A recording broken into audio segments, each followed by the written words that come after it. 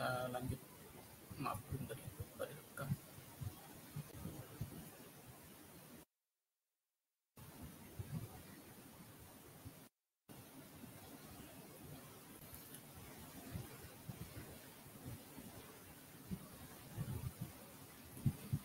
Oke, kita lanjutkan pembahasannya.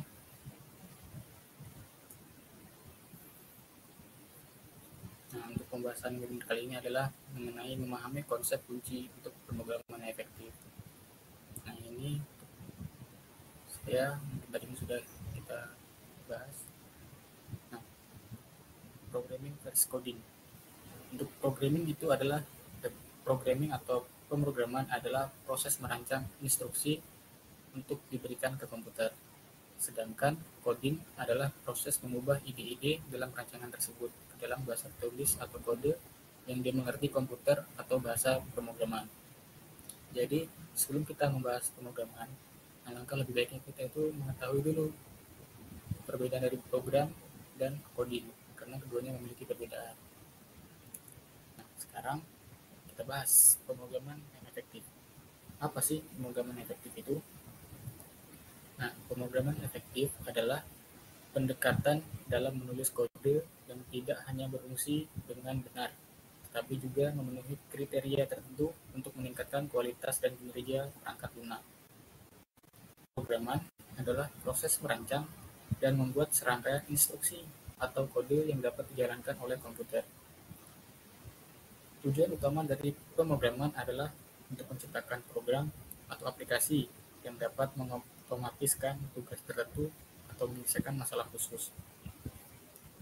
Ini melibatkan penggunaan bahasa pemrograman, yaitu aturan sintaksis dan semantik yang digunakan untuk menulis kode komputer.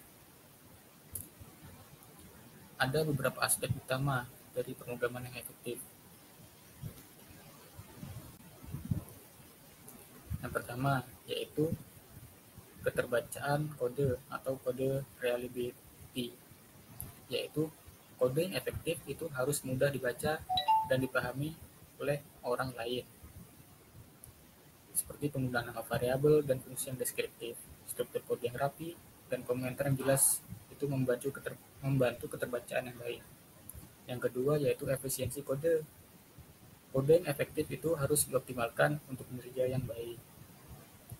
Yang ketiga, modularitas atau modularity, yaitu kode yang efektif dibagi menjadi modul-modul kecil yang masing-masing memiliki satu tanggung jawab yang spesifik. Yang keempat, reusabilitas atau reusability, yaitu kode yang efektif harus dapat digunakan kembali dalam berbagai konteks tanpa perlu banyak dimodifikasi. Yang selanjutnya, pemeliharaan atau maintainability,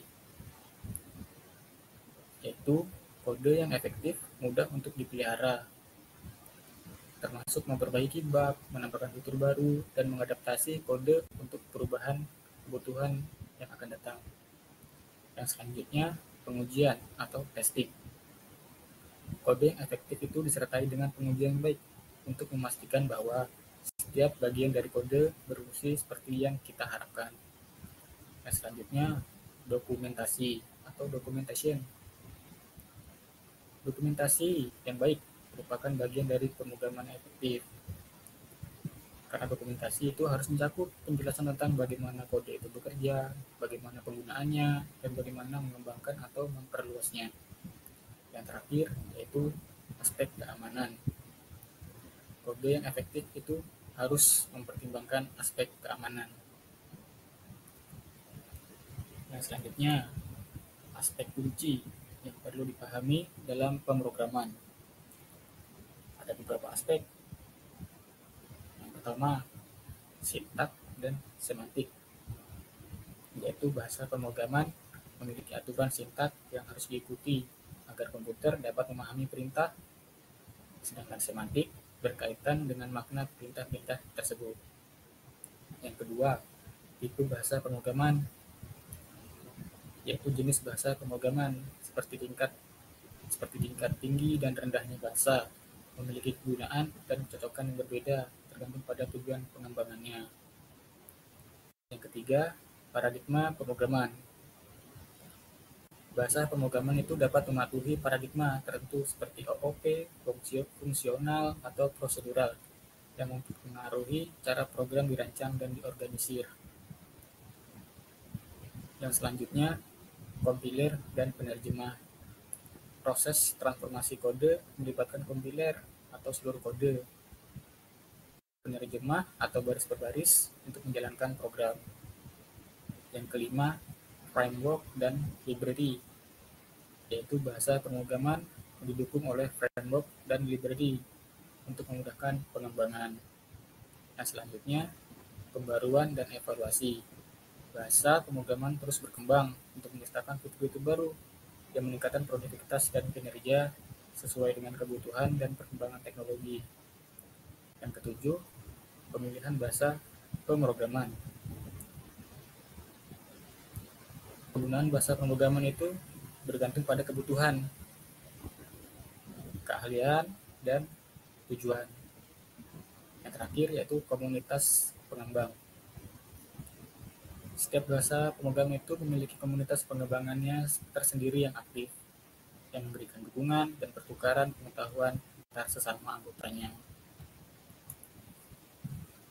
Lalu, mengapa pemrograman efektif itu penting? Ada beberapa alasan yang mengapa pemrograman yang efektif itu penting. Yang pertama yaitu produktivitas. Kode yang sudah dibaca dan dipelihara itu memungkinkan tim untuk bekerja lebih efisien dan mengurangi waktu yang dihabiskan untuk debugging dan pemahaman kode. Yang kedua, kinerja aplikasi. Kode yang dioptimalkan untuk efisiensi dapat meningkatkan kinerja aplikasi, memberikan pengalaman penggunaan yang lebih baik. Yang ketiga, skalabilitas. Kode yang modular dan dapat digunakan kembali memudahkan pengembangan lebih lanjut dan untuk menambahkan fitur baru. Yang selanjutnya yaitu keandalan. Kode yang diuji dengan baik dan mengikuti praktik keamanan yang baik mengurangi kemungkinan kegagalan dan kerentanan keamanan. Dan yang terakhir yaitu kepuasan pengembang. Bekerja dengan kode yang bersih dan terorganisir meningkatkan moral dan kepuasan pengembang, yang pada gilirannya meningkatkan produktivitas dan kualitas kerja. Kemudian, ada cara nih untuk belajar pemrograman yang efektif. Untuk caranya sendiri itu ada beberapa cara. Untuk cara yang pertama yaitu pelajari konsep dasar. Di konsep dasar sendiri itu ada 5 hal yang sangat mendasar dan harus dipelajari. Yang pertama yaitu struktur data. Struktur data itu berhubungan dengan penyimpanan dan analisis sesuai dengan tujuan. Yang kedua yaitu variabel yang merujuk pada angka, nilai, memory address, dan karakter string. Yang ketiga, kontrol struktur. Blok pemrograman yang bermanfaat untuk menganalisis suatu variabel dan memutuskan arah berikutnya mau kemana. Yang keempat yaitu tools. Program komputer yang berguna untuk membuat, mendukung, dan memelihara sekaligus mengoperasikan debug. Dan yang terakhir yaitu sintak. Sintak itu kode yang bisa dimengerti oleh komputer sehingga tujuan program tercapai. Ini cara yang pertama. Cara yang kedua yaitu pelajari jenis-jenis developer. Untuk jenis developer sendiri itu ada 3, front end, back end, dan full stack. Nah, untuk front end itu mengurusi masalah website dari tampilannya. Penggunaannya itu pada CSS, JavaScript, dan HTML. Back end itu mengurusi masalah pengelolaan aplikasi, server, dan database. Nah, sedangkan full stack itu bertugas untuk memperbaiki keduanya, memperbaiki front end dan back end. Nah, cara selanjutnya yaitu memahami perbedaan bahasa pemrograman. Ada 3 tipe bahasa pemrograman yang harus dipahami. Yang pertama style sheet, kedua markup, dan script. Style sheet itu adalah bahasa yang digunakan untuk mengatur tampilan konten. Nah, bahasa yang digunakan itu seperti CSS.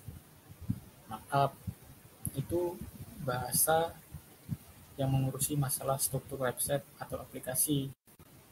Nah, contoh penggunaannya itu HTML. Script itu perintah komputer yang otomatis langsung dieksekusi. Contoh penggunaannya yaitu JavaScript, Python, PHP, dan yang lainnya. Kemudian cara selanjutnya, cermati program yang dibuat oleh orang lain. Nah, dari program yang telah dibuat oleh orang lain itu, kita dapat menganalisa beberapa hal. Yang pertama, kesalahan yang mungkin ditemukan pada program. Setelah kesalahan yang ditemukan, perbaiki, mungkin kita bisa mengimplementasikannya kepada program kita sendiri. Yang kedua yaitu metode yang diaplikasikan. Yang terakhir, penggunaan kode tertentu untuk mengubah fungsi yang dimiliki. Saran selanjutnya, baca buku coding. Karena pada dasarnya coding itu sifatnya dipahami, bukan dihafal. Jadi dengan cara kita membaca buku coding, nah itu bisa menambah wawasan dan pengetahuan kita tentang dunia perkodingan dan menambah skill kita dalam dunia perkodingan yang mungkin suatu saat akan berguna di masa yang akan datang. Cara selanjutnya yaitu awali dari HTML. Karena HTML itu merupakan bahasa pemrograman yang memiliki sintaks sederhana sehingga mudah untuk dipahami oleh pemula. Jadi jika kita ingin mulai belajar bahasa pemrograman, langkah lebih baiknya kita belajar menggunakan bahasa pemrograman yang lebih simple terlebih dahulu seperti HTML. Jangan kita langsung belajar dengan bahasa JavaScript, Bootstrap, Laravel, itu tingkat kesulitannya udah tinggi. Jadi lebih baik kita menggunakan HTML bagi pemula. Nah, cara selanjutnya, kembangkan kemampuan. Tidak menutup kemungkinan di masa yang akan datang. Skill itu sangat berguna. Mungkin kita merasa skill yang kita miliki sekarang sudah cukup, tapi kita tidak tahu di masa yang akan datang skill apa yang dibutuhkan. Jadi lebih baik kemampuan apa yang sudah kita punya itu dikembangkan. Jangan cepat berpuas dengan kita memahami bahasa HTML dan Python. Pelajari juga bahasa yang lainnya. Mungkin sekarang belum berguna, tapi kan tidak tahu di masa yang akan datang.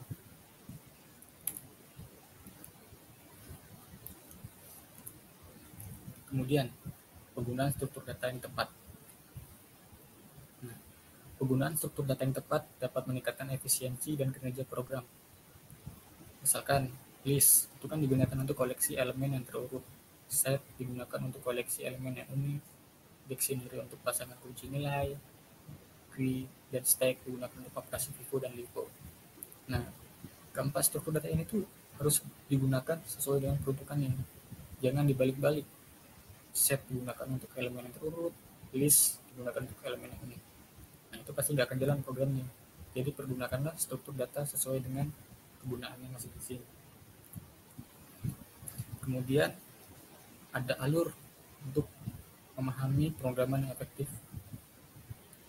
Yang pertama yaitu perencanaan. Di dalam perencanaan ini terdapat 3 aspek lain, yaitu identifikasi masalah, analisis masalah, dan desain arsitektur. Identifikasi masalah maksudnya itu mengumpulkan persyaratan dan pengguna, mendefinisikan tujuan. Analisis masalah itu menentukan fitur dan fungsi yang dibutuhkan. Kemudian desain, jelas merancang dan membuat desain basis yang diperlukan. Kemudian pengembangan. Di dalam pengembangan itu ada 3 aspek yang harus dipenuhi. Yang pertama, menulis kode. Kedua, penggunaan struktur data dan algoritma yang tepat. Dan pengujian. Kemudian di alur yang ketiga, yaitu integrasi dan pengujian.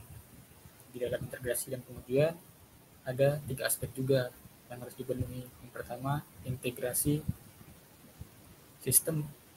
Kedua, pengujian fungsional dan non-fungsional. Pengujian fungsional itu untuk memastikan aplikasi memenuhi persyaratan. Sedangkan pengujian non fungsional itu seperti pengujian kinerja, keamanan, dan keandalan. Di alur yang keempat ada implementasi dan deployment. Dalamnya memiliki dua aspek yang harus dipenuhi.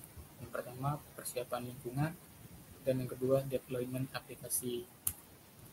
Dan alur yang terakhir yaitu pemeliharaan dan pembaruan. Di dalamnya ada tiga aspek yang harus dipenuhi. Pertama monitoring dan logging, kedua pembaruan dan peningkatan, dan yang terakhir dokumentasi. Nah, kemudian ada keuntungan dari kita memahami pemrograman yang baik atau efektif. Yang pertama, keuntungan yang didapat, peluang karir luas. Dengan kita memahami pemrograman, itu akan membuka peluang karir kita di masa yang akan datang. Karena tuntutan dunia kerja itu akan semakin berat jika kita berhasil menguasai segala skill coding pemrograman. Itu tidak menutup kemungkinan peluang karir kita di masa yang akan datang itu akan semakin besar. Yang kedua, daya saing di pasar kerja.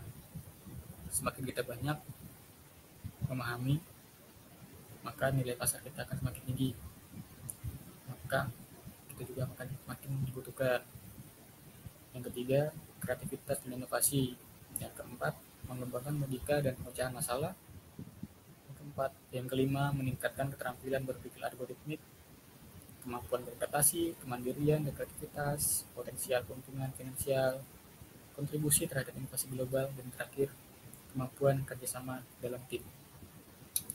Jadi ini adalah beberapa keuntungan yang akan kita peroleh jika kita memahami pemrograman dengan baik dan efektif. Oke, jadi kesimpulannya adalah pemrograman yang efektif adalah tentang menulis kode yang bersih, efisien, dan mudah dipelihara, yang pada gilirannya meningkatkan produktivitas tim, kinerja aplikasi, dan skalabilitasnya. Selain itu, praktik-praktik terbaik seperti mengikuti konvensi penamaan yang konsisten, melakukan pengujian unit, dan menggunakan alat CI/CD untuk deployment membantu memastikan aplikasi berjalan lancar dan dapat diandalkan. Dengan menerapkan prinsip-prinsip ini, pengembang dapat menciptakan perangkat lunak berkualitas tinggi yang memenuhi kebutuhan pengguna dan mudah dikembangkan di masa yang akan datang atau di masa depan. Oke, mungkin sekian ya pembahasannya. Terima kasih. Mungkin dari teman-teman ada yang ingin bertanya,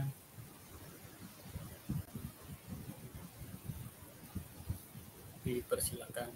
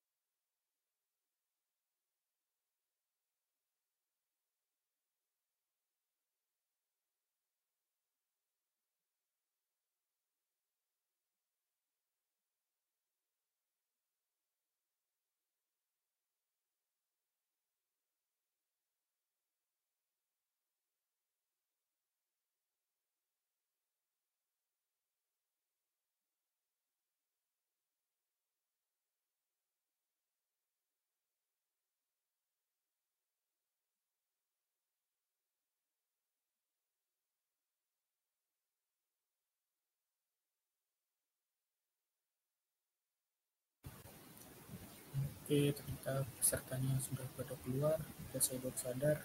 Jadi webinar kali ini cukup sampai di sini.